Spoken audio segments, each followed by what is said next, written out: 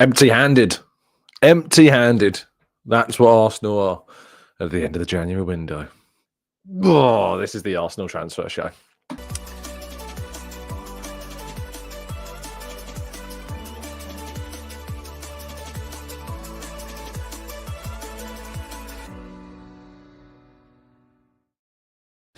Hello and welcome to the Gooner Talk, back again with you guys and girls for another episode of what is our Arsenal transfer show, the final Arsenal transfer show until the end of the season. Of course, tomorrow we'll kickstart our Arsenal news show, which is what we do when the transfer window ends. We move into the news show after the transfer window is completed. So this is the final one of that. So do continue to join us. And can I just say a quick thank you? While Arsenal didn't turn up during this window, you definitely did. And so thank you so much for everybody that's continued to watch the shows.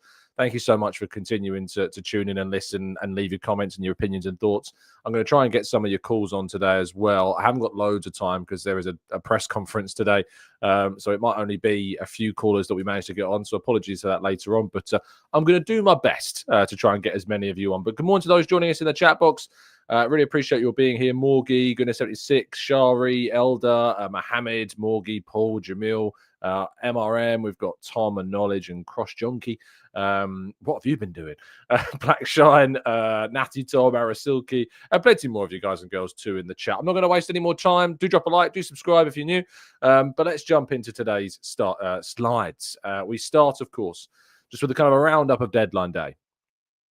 And that completes our roundup of deadline day.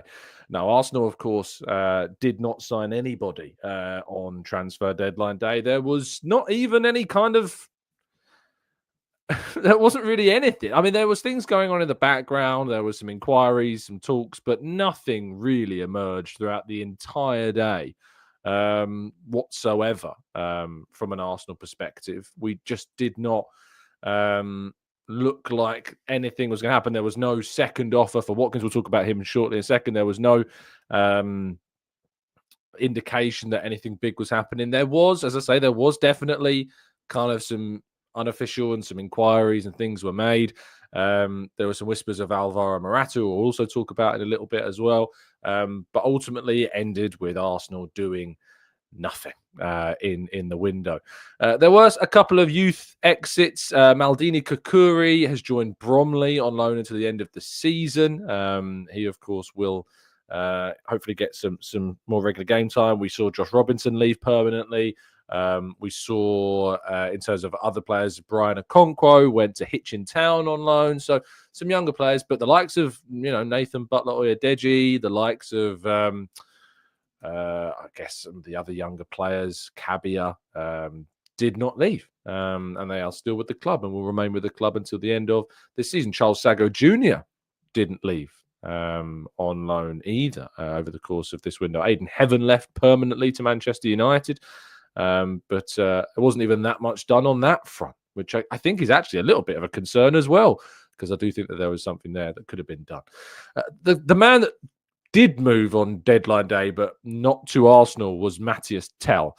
Now, it's my understanding that Arsenal did explore this to an extent, and we're kind of looking at the what Bayern wanted, what was feasible. They were looking at kind of Tell as an option of depth, whereas Spurs were always very adamant that they really, really wanted him. And Ange Postecoglou actually rang the player yesterday to convince him to join and give him a plenty of guarantees about playing time, which Arsenal, of course, would not have been able to do, because he would have been, sixth choice attacker. You would have had Martinelli, Trossard, Havertz, Nwaneri, and of course, when Saka returned, Saka in front of him. So the guarantee of those minutes was always going to be very, very limited. So Arsenal opted against making a move in the end for Tell, who joined Spurs on loan with an option of around 45+ million in terms of what was spent. What happened with Ollie Watkins? Well, so the approach for Ollie Watkins, just to give you a full breakdown. So open your ears, you're getting a knowledge drop on what happened with Ollie Watkins. The week before John Duran left Aston Villa and before Al Nasser came in, there were talks held between Arsenal and Aston Villa. Those talks were actually instigated in part by Aston Villa. It has recently transpired, and certainly I've seen obviously David Orsley report that. I've seen others report that, and I, when I'm doing a couple of bits of digging yesterday, was also told that. And Arsenal were, after those kind of discussions, willing to put forward around 40 million, I'm told, plus add-ons. That was the offer that Arsenal made. A bid in the region of, I'm going to say a bid, it wasn't anything kind of official, but a proposal in the region of £40 million plus add-ons was made for Ollie Watkins. Aston Villa wanted more, closer to £60 million. I'm also told on very good authority that Watkins wanted this move, and that had Arsenal and Aston Villa come to an agreement, Watkins, on my personal side of things, it would have not been a problem whatsoever. And there's definitely, I believe, some disappointment on Watkins' side that the dream move to Arsenal has not ultimately worked out. And Arsenal made that decision based upon the fact that they felt that a 29-year-old for £60 million was not cost effective for them, and they weren't willing to go and spend that because it would potentially have compromised future business for the summer transfer window where they've got other targets. And ultimately, it left Arsenal in a position where, after a series of talks with Benjamin Sesko and RB Leipzig, where it became very apparent that RB Leipzig were not going to sell for any price other than something absolutely astronomical, that the time was ticking down on the window. And so obviously other names like Osimhen, Vlahovic and Williams, of course, are all suggested by supporters. In the case of all three of these, the financial side of these deals proved very difficult. Osimhen's wage demands and Vlahovic's wage demands would have made them the most high-paid players at the club by quite some distance. Nico Williams as well, who's not a centre-forward, of course, also had incredibly high wage demands, but had other aspects about his situation that meant that he was not a feasible option during this window. With the Europa League final being played in Bilbao, his intention is to remain with Athletic until at least the end of the season. But Osimhen and Vlahovic's kind of wage demands would have made them by far and away the best paid players at the club, and Vlahovic certainly, and Osimhen's finishing numbers as well, were never going to be enough to convince Arsenal that they are the right options and the guys to fill that spot. So there were opportunities that Arsenal missed. I proposed yesterday Alvaro Morata as a loan deal, and I can't take any credit for this story whatsoever because it's all James McNicholas on The Athletic that reported this. But James reports that Arsenal expressed an interest in Alvaro Morata late on. And also, of course, Jean Garcia, which was a player that was signed or attempted to be signed at the end of the last transfer window. So Alvaro Morata, indications were, of course, that they were keen on the player, but Galatasaray ended up being the team that were more emphatic, is the word that James uses in his latest report, in wanting Morata, in wanting him now. Arsenal did not have the same conviction and kind of wanted to be more cautious about how they approached the deal for Morata. But yeah, there wasn't really anything else that Arsenal in the end were looking at. I personally think a player like Jonathan David could have been an option. Santiago Jimenez ended up moving to AC Milan during this window for just over £30 million. Clearly, Arsenal were not convinced that either of these two options were the right ones. Whether you agree with that or not is obviously a separate conversation. But those were players that Arsenal maybe could have looked to. There was no chance of Arsenal kind of cancelling the loan deal of Raheem Sterling to free up a spot.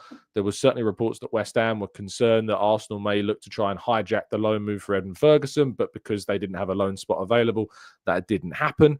And Arsenal have ended up in the window without getting any players in.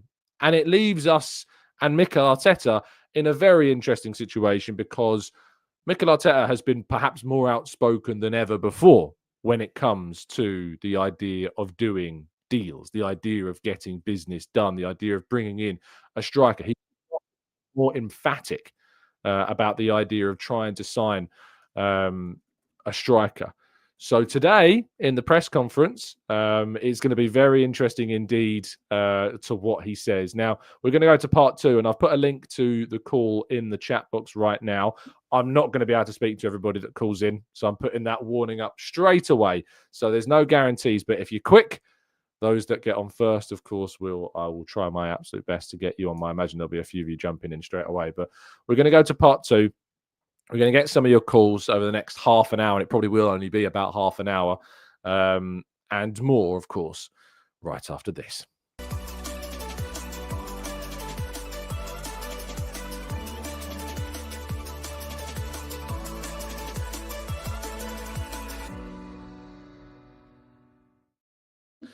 Okay, so this is part two of the show, where we're going to jump into the chat box probably briefly and then get some of the calls in the short amount of time that we have. If I cut you off, if I cut the call short, it's only because I'm really conscious of time. I'm not trying to mug you off, I promise. Tom is up first. How you doing, mate? You good? You well? Hi, I'm doing well. How are you, Tom? Yeah, not bad, mate. How are you? I've already asked that question. You can see I'm already struggling with this 8 a.m., mate. So yeah, tell me what you're thinking.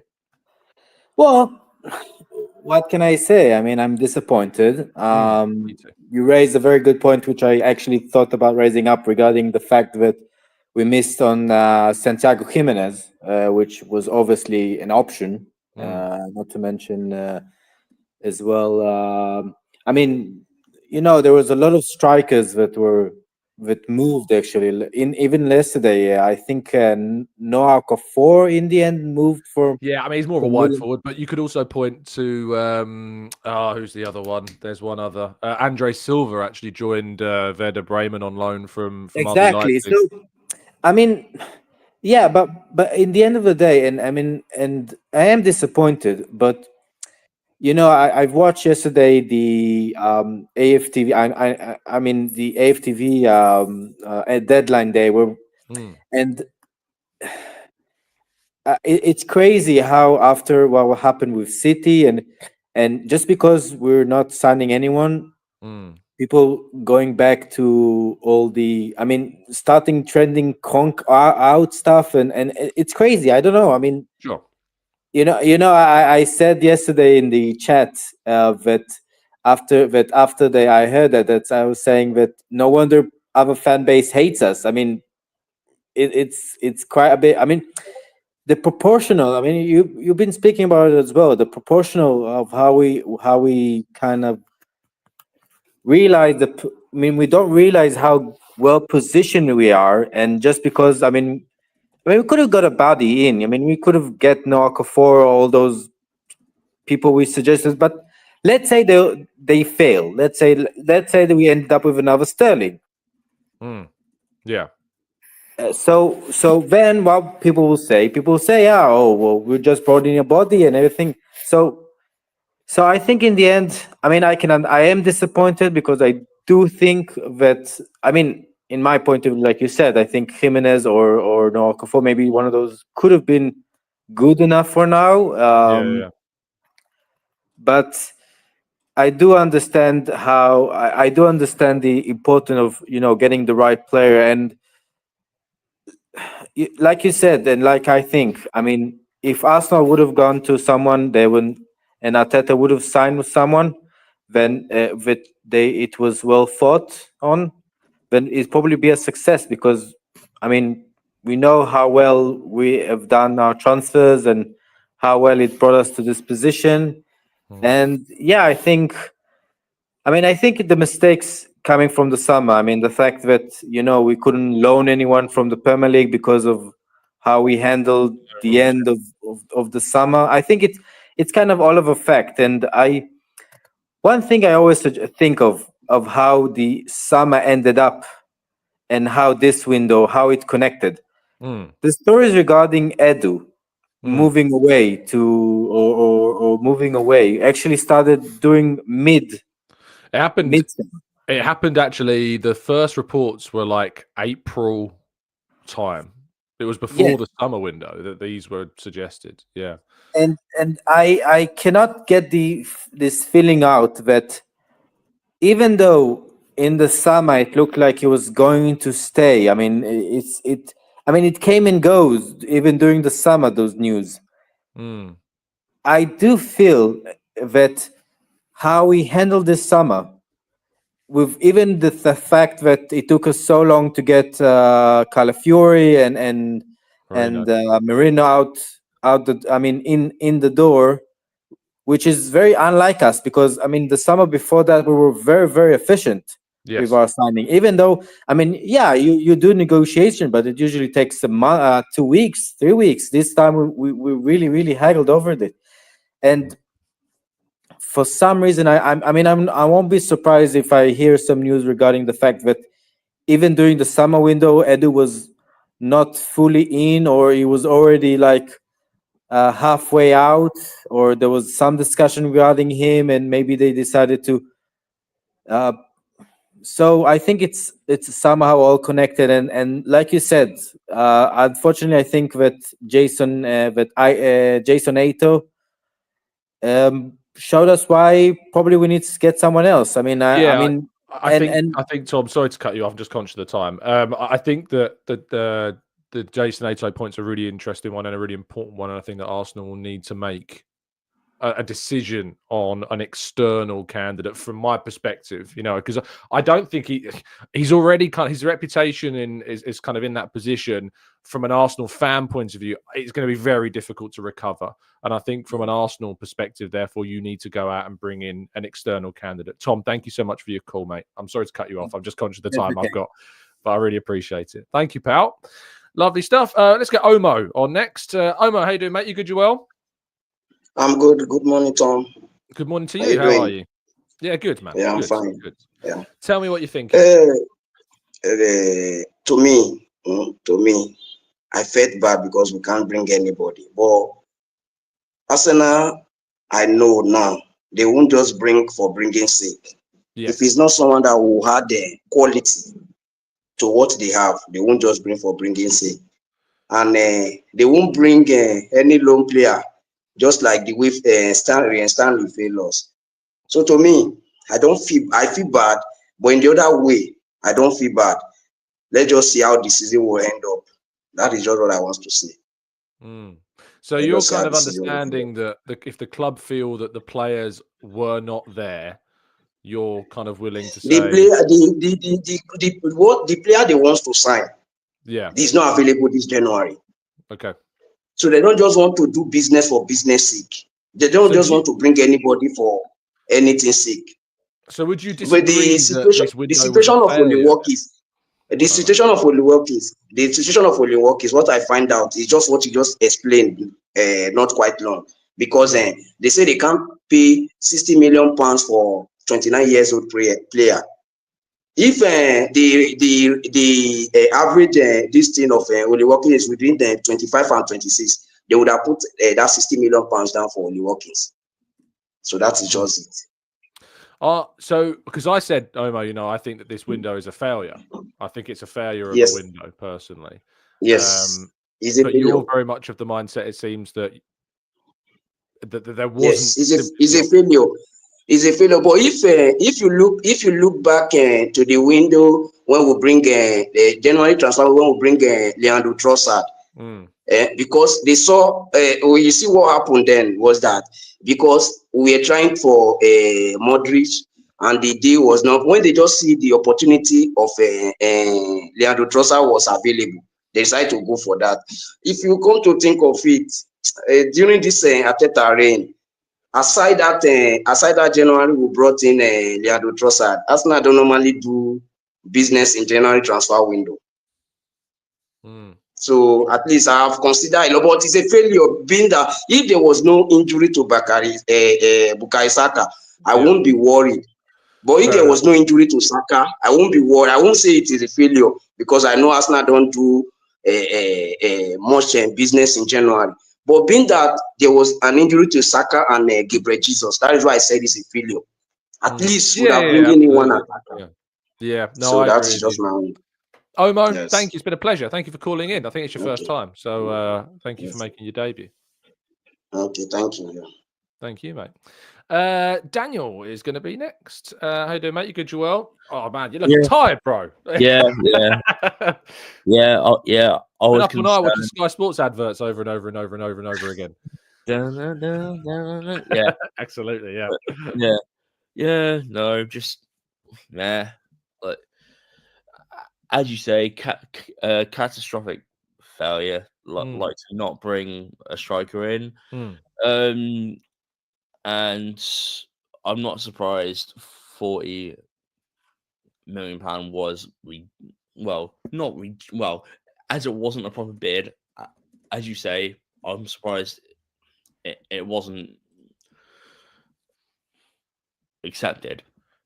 Yeah, but it £60 million is a lot for a 29-year-old, but maybe I'm just a poor businessman. But I would have done it if the player really wanted the move, because I think it's worth pointing out with the context of that, as I mentioned, though, this is something that Villa more proposed, than Arsenal. There you go.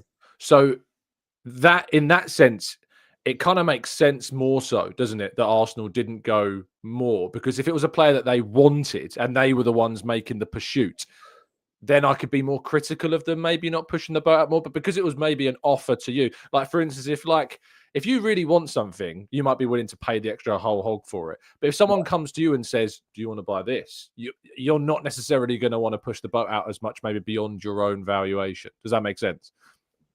In a way, but I would have said about 55, 260, like to bring him in. You would have done that, yeah. Even if it had an impact on our summer business. I mean by that is that if you commit to Watkins, what you're saying is obviously that he is going to be Arsenal's striker for the next 2.5 seasons minimum. You're not going to go out, because you've got Havertz, who's 25. You got Watkins, who would be 31 by the end of that period of time. We're so thin up front. We're so thin. No, we are. Yeah. And I said this to you. When was it? 2 weeks ago. And I'm not going to say much more because I want you to get as many people on as possible. But because we're so thin in attack, and I said this to you a couple of weeks ago, if we really want to try and make a step, try and win the league, bring a striker in, and Watkins. He's Premier League proven. He's there, wanting to do the deal, as you've said. For me, no brainer. Fair enough.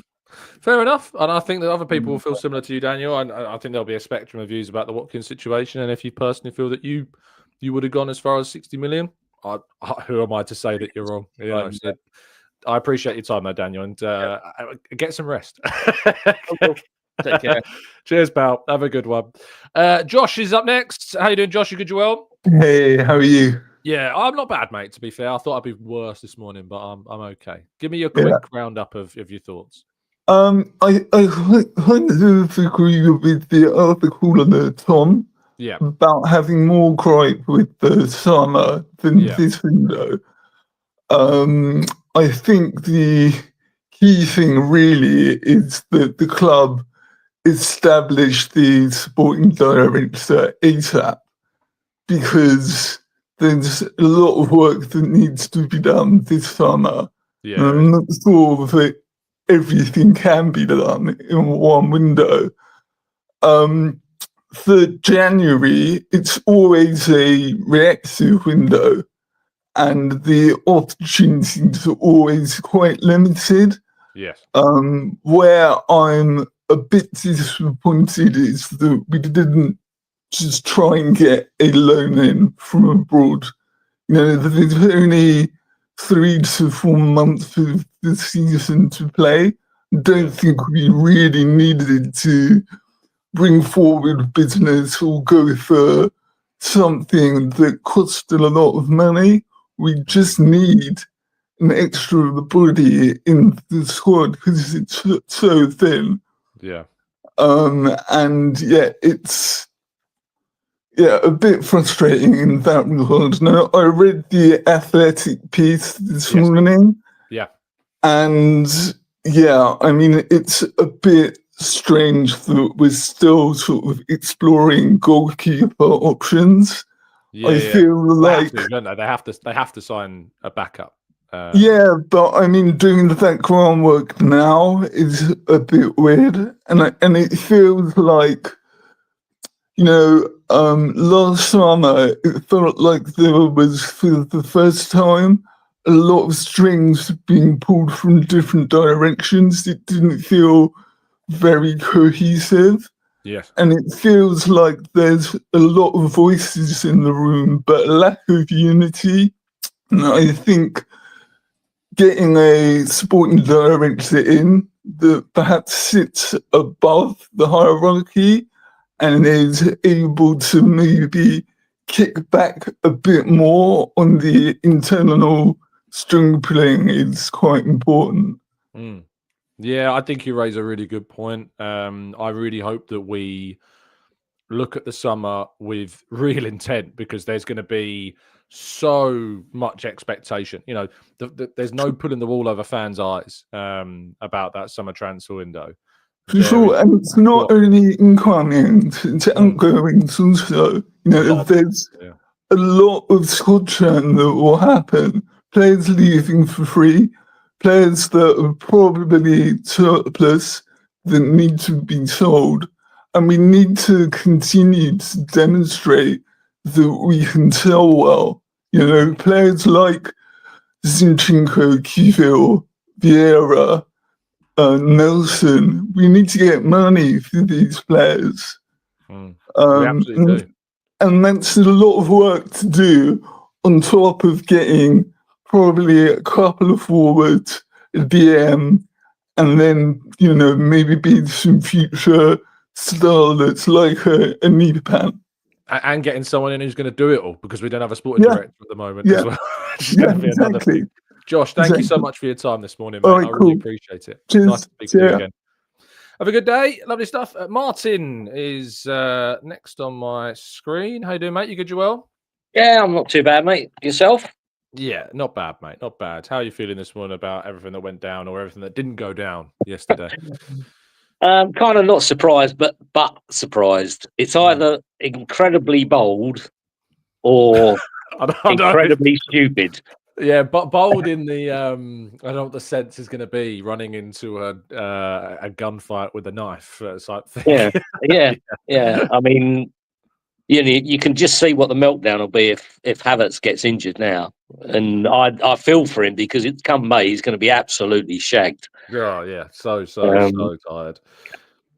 Just incredible. But I mean, I get we have someone we want, which is obviously Sesko, and he's not available, so there's no point shelling out silly money on somebody that you don't want. I mean, 60 million for Watkins, I think it's just insane. 40, 45, I'm still not on board with it, but if you could get him cheap, then fine. But 29 years old, 60 million doesn't work for me, to be honest. And I don't think he's that good anyway.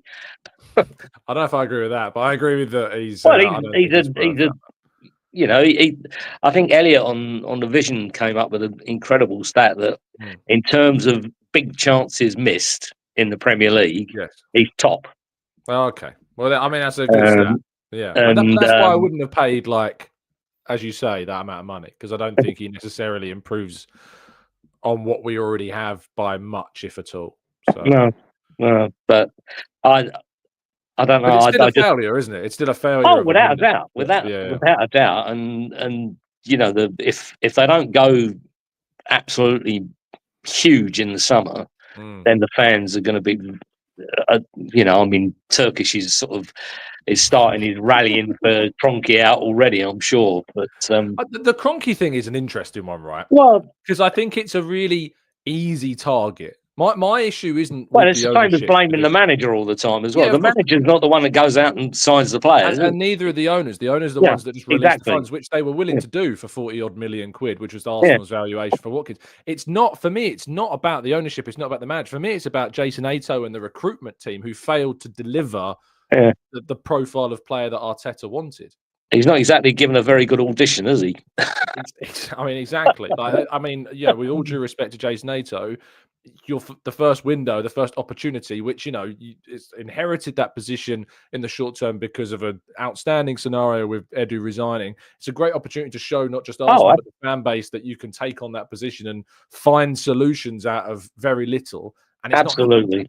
Yeah, no, I mean, to be fair, in the fans' eyes, I'm sure now that his position is pretty much untenable. Like you said, they got to if they went for him now, then he's got an awful lot of making up to do. But yeah, hey, I think it would be a decision that really sours the mood from fans if they did that. Yeah, and very much it so. doesn't take much to sour something, does it? No, I know. Martin, thank you for your time, mate, and your call. You're welcome, mate, and appreciate have a good day. Enjoy the presser because I'm sure it'll be a lot of fun. Yeah, I've got about 17 questions swirling around my head. I'll see what one I land on. But thank you, mate. I appreciate Can I just ask you a quick question? Yeah, You man. were going on about a series that you're watching, and I was telling the missus about it, but I couldn't think what the name of it was. What was it? Severance. Severance is what it's called. Severance. As in when something is severed. Severance. Yeah, cool. And you need to watch The Jackal, by the way. It's absolutely I hear it's very good. absolutely brilliant. And I saw the original film donkeys years ago, which was epic. And this is up there with that. So definitely get involved for that. Check it out, man. Thank you. I appreciate it. See you soon. Yeah, have a good day, mate. That's one. Elliot's familiar face is up next, sitting in his Arsenal shirt at 3 a.m. Over the pond. How you doing, mate? You good, Joel? Tom, how are you? Not bad. Been better, but not bad. I am not exactly best pleased, Tom, as you know. As many fans won't be. Tom, it's that old Simpsons gag where the old man, where the old man walks outside and walks on a rake. Yeah, exactly. Where he walks, where the old man walks outside and a rake hits him in the balls. Sideshow Bob. Yes, he gets over that and he keeps walking. And then, just by happenstance, walks on another rake that once again hits him in the balls. That is where we are at this point, Tom. 2 windows of ball hitting. That is what we've gone through this past year. Thank you. 2 windows of ball hitting. The first window, we got the backup dancers. And the second window, when we had a clear shot at goal, we put it in our own net, well, as was the Havertz way. Anyway, let's make it perfectly clear. Arsenal are not willing to spend to win a title. Okay. Now I don't blame the Cronkies here. The Cronkies would have, done the do if the board asked them to do it. But if it's a difference between 10 to 20 million pounds and a potential Premier League title with a player who bleeds Arsenal and would have played out of his skin to make it right with his team, live out his dream. Tony, I hear you. Oh, Ivan Tony, yeah, exactly. Let's have a genuine conversation about this, though, Elliot. Watkins, right? You just heard Martin, the previous caller, raise the point that Elliot raised. That Ollie Watkins is responsible for the most big chances missed in the Premier League, right? Right. I genuinely don't think he's that much better, if at all, than Havertz at centre forward. Like, what is there to suggest that that's going to be the case? Why is he going to take Arsenal to a title? At the very least, Tom, it allows for squad rotation. It allows for Mr. Havertz not to run in the red. Rotation. No. I'd say 15 add-ons. I would have gone as far as that. I wouldn't have gone to 60. No, I would have gone to 50 in add-ons. But clearly, Arsenal weren't willing to spend another 10 million pounds. Now, again, the Cronkies may have green-lighted the move, but the board said no. We are not going to pay that money. We're going to keep our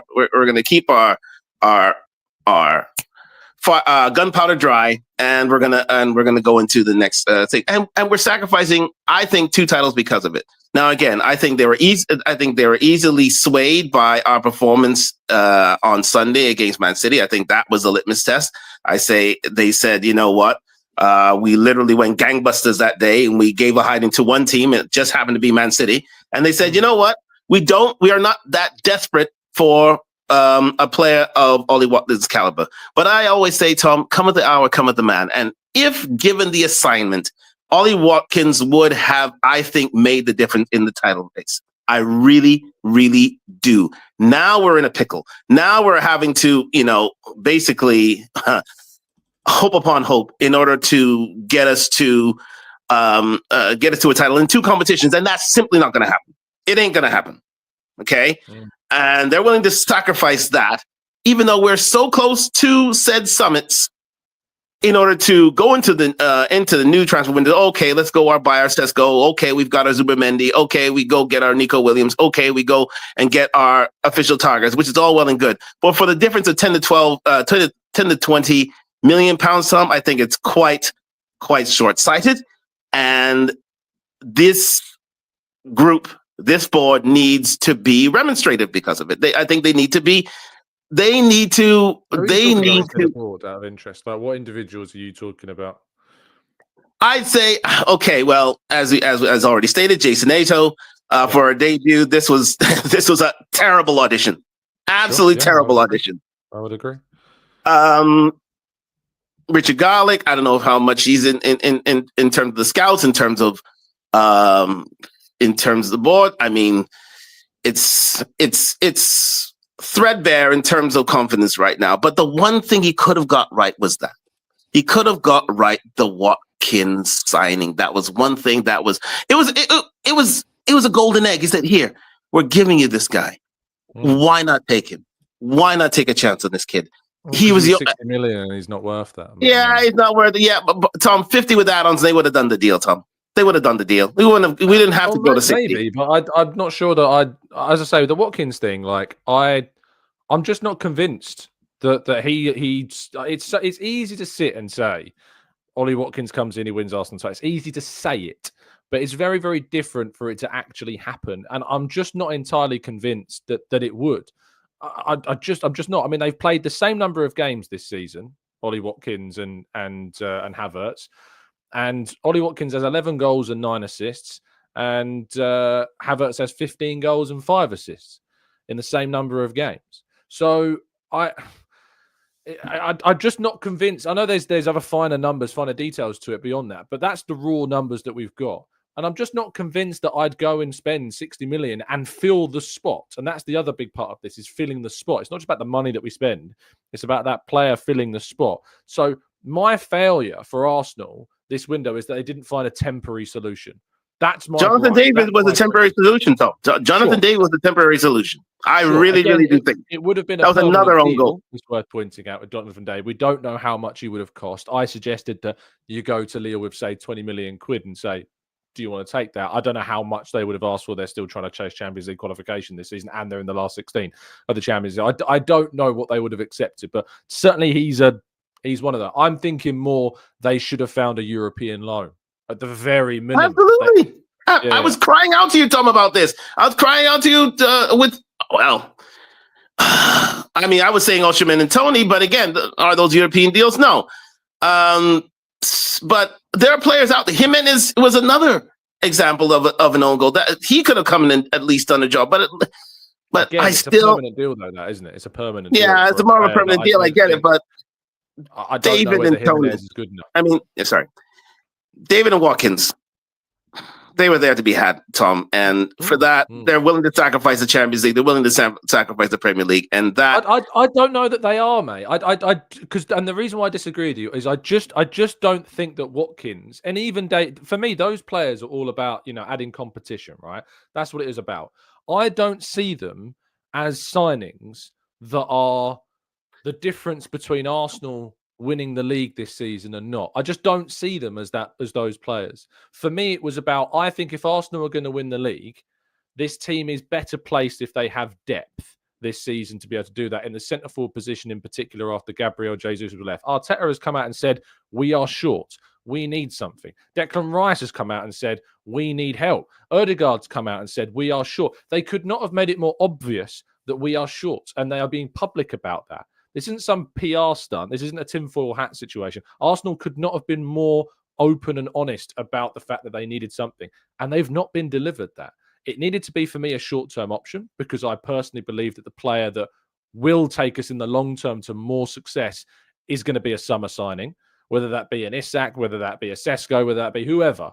It's unlikely to be an Isak because of his price, but I'd rather wait for that key player, Gyökeres or whatever, in the summer than get the player that I'm not convinced is going to take us to that now. But what we absolutely should have done is gotten a temporary option in the forward line between now and the start of the window, which we didn't do. Elliot, very quick final word just before I move on. Again, another person who could have come to mind was Matthias Tell. How he got to Tottenham is beyond me. He's got no goals this season.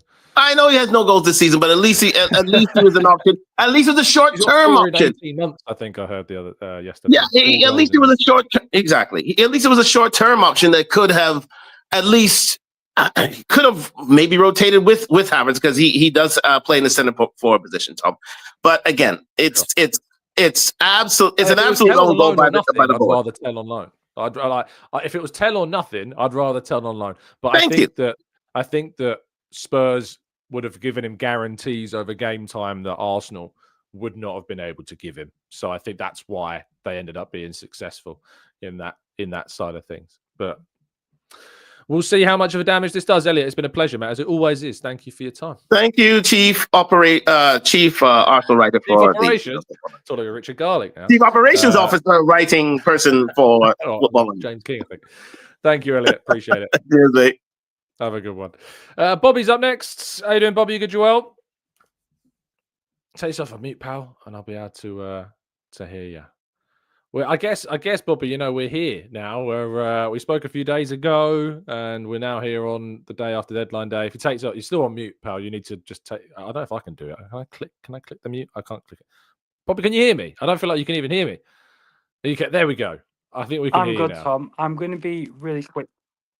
I think there's a really big delay, Bobby. So be really quick. I'm going to stop talking, and then you go, because there's a huge delay. Okay. Can you hear me there, Tom? Just go. I don't think Bobby can hear me. I think the delay's too big. Kwame has got his camera on, so we'll go to Kwame. How you doing, mate? Thomas, how are you? Yeah, very good, mate. How are you? I'm not bad. I'm very angry. You look very relaxed. You know why Kwame's angry, don't you? You look very relaxed, Kwame, to be fair. No, Tom, I'm angry because Arsenal were stubborn. We're very stubborn. Yeah. Because I know you and we're Arsenal fans. We have a disagreement. But, it's a disgrace that I've been supporting Arsenal for 51 years, Tom, and we haven't bothered to sign anyone. That's not good enough. Who would you have signed, Kwame? Who I would have signed, Tom? What is so many? Osherman. Who else? Did you hear my explanation around Osimhen, why we didn't sign him? Well, I didn't catch him because I've just woken up just now, Tom. So it's my fault. His wage demands would have made him far and away, by a long way, our highest paid player, and Arsenal weren't. Yes. To my knowledge, it would. I'm talking making Nico Williams' wage demands look rather small. Yeah. But Tom, come on. If we want to compete, want to win things, at least we should sign as a striker. Up front is poor. What's going on?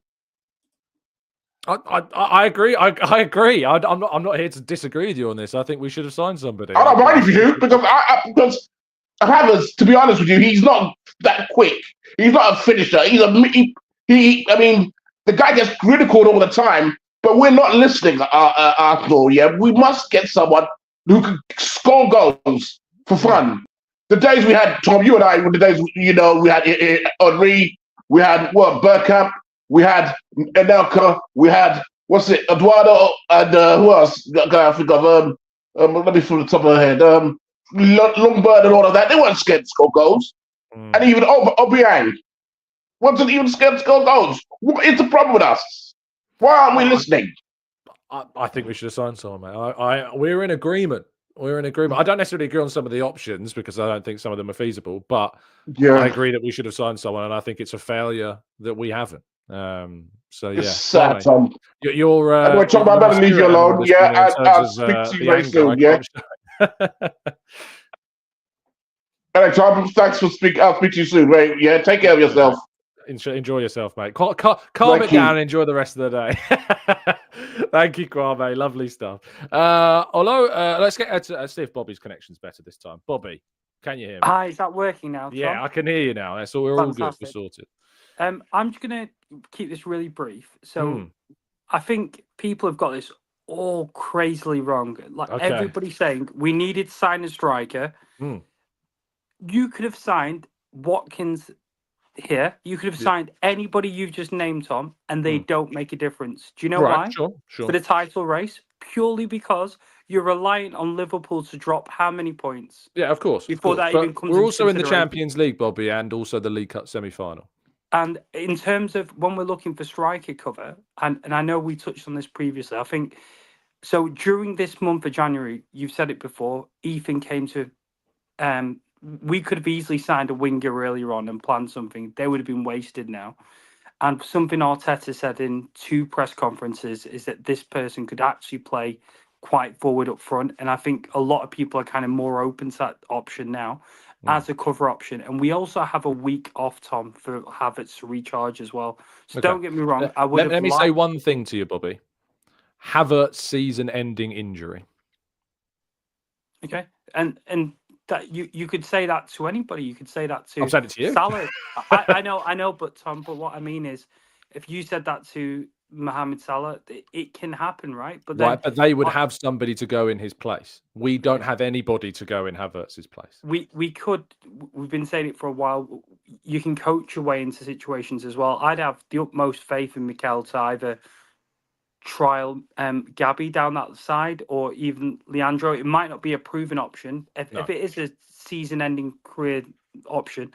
And I don't think people. I think people just need to understand that the window wasn't the be-all and end-all. Liverpool. I think we stand in a very good opportunity with the Champions League, with or without signings. I think our first 11 is strong enough to the one that we've got now. And if Bukayo comes back by, let's say, March, the season's completely wide open. So I think anybody that's turned around and said Osimhen this, none of them, anybody that was available, not one of them raised the bar. And I think it was Elliot that said, "Oh, he's an Arsenal fan." So am I. I couldn't score, referring to Ollie Watkins. So am I. I couldn't score and win as the title just because I'm an Arsenal fan. It takes a lot more than that. So I think it's just a bit of common sense and people. And I think Jason Ato's got a really hard rap in this window, and I think it's kind of unfair. He's been instructed. Obviously, you've got to bear in mind he's only there for a short-term basis, and they've examined their options. They thought we'll look to see what's available. There wasn't much available, and I agree with you that Morata could have been a good option. That's one that I would have said, but there's so many more factors that only the club know that we don't. We're looking at it from such an outside view. We've got to. There'll be so many internal discussions in terms of how these players fit a system, what their attitudes are like, what's their appetite like to go back to England. You might not want to come back to England. You just don't know. And I think we've got to really just be so optimistic that even Nwaneri being fit, it's how much would he have cost in this window in terms of coming through. So I think just anybody saying we've blown the title, we're reliant on Liverpool to drop points. No signings. My worry is, Bobby, and I'll end on this because I'm just conscious of the time, is that say Liverpool do drop points, right? Let's say in the next 2 months between February and March, Liverpool drop points and Arsenal manage to close the gap up and that gap gets closed with still April and May still to play, which is going to ask a lot, but that's what we're hoping happens in that sense. In that end of, say, March period, Bukayo Saka returns, we hope, but then Havertz gets injured to a point where we lose him for the last 2 months of the season. Or he's just fatigued and tired, and his numbers as a result, and the team's numbers drop. I would have expected from Arsenal, it's not a case we've listened to Arteta and say, I believe in my players, I love my players, I got to focus on the players I've got, because that's the usual line that we get from Arteta. The usual thing we get from him is, I want to focus on the players that are here. I need to focus on getting the best out of the players that we've got. He said that in the summer, but in January he was saying, we are short. We need to bring in something. And when asked directly about a striker, he says, yes, sure, we're going to try and do something. And so I empathize with your position and I agree to an extent with some of what you've said. But when it comes to what the manager wanted and what the club needed, there's no making kind of excuses for what's gone on here. Arsenal needed something, in my opinion, temporary. We had time in this window to find that. There were players that moved that aren't world beaters, But they are players that have played at a very good standard in European football on loan, such as Morata, such as Andre Silva. They're not world beaters. They're not going to guarantee you loads of goals. But in a worst case scenario, they will have covered off a position that we needed cover for. And that's what I think will make this window a failure, is if we get into a position where, say, the gap is closed and suddenly we suffer from more misfortune as has happened this season, we have not done enough to deal with that eventuality. Okay. I completely understand in terms of Morata, but I think if they weren't available, they weren't available. And then well, they moved, mate. Like Morata moved to Galatasaray. Andre Silva moved to Werder Bremen. So they were available. But whether they were receptive to moving to us and whether they were part of Arteta's plan as well, you just don't know in terms of that. Of course not. But they're examples. No, I agree with that. But what I'd say is people that have said, "Oh, you could overspend £20 million." That's overspending on any player during this window. You saw how difficult it was for us to command more money for Eddie and stuff like that. That overspending really hurts you later on. So I hear you on that. We're in agreement on the Watkins thing. Like I wouldn't have overspent 20 million for Watkins. I'm focusing purely on the temporary solution. Like you got someone like Crucial Kofi in the chat that says he said Morata mute his microphone. It's a short-term option. We're talking about this idea of bringing in something just to cover us, just to cover off that position and to the end of the season when eventuality. Yeah, no, I understand. Well, but I think, like I said, we've got a massive game coming up. We've great position, Champions League. We had an unreal win over the weekend, so loads of optimism from me, to be fair. I think that Sunday's result, if you're looking if you ignore the transfer stuff, which is hard to do, it's one of the best results we have ever had. Absolutely, yeah. And it shouldn't go under the radar how big that is. And ultimately, if Arsenal somehow take that into Wednesday and turn that result around, it would be a massive, massive moment for this club. So I sincerely hope that we do that. Bobby, thank you for your time. Thanks again, Tom. Have a good day, mate. Take care. You too, mate. Enjoy yourself. Thank you. And can I just say, I know people don't always agree with some of the calls that we get on the show, but they turn up. They're here. They're ringing up. They're taking their time. They're putting their opinions across. They're not being keyboard warriors. They're sitting there and they're saying how they feel. They're sitting and giving their thoughts. And maybe I agree, maybe I don't agree with the positions, but they're still here and they're doing it. So when people want to hide behind keyboards in the chat box and say, "Oh, this guy's talking rubbish," or "This guy's talking this, talking that," raise your standards. They're left for X, Y, Z, whatever.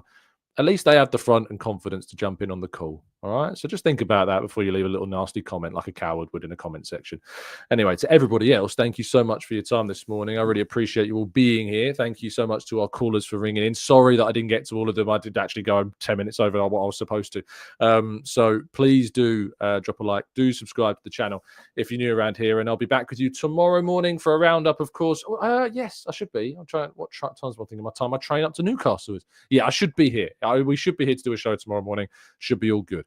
Take your mind off football if you need to. I'll be at Mikel Arteta's press conference later, so you'll be able to get some answers, hopefully, some of the questions that we're all asking. I'll do my best. So, yeah, have a great day, people. Stay safe, stay well, stay happy and respectful. And as always, up the Arsenal.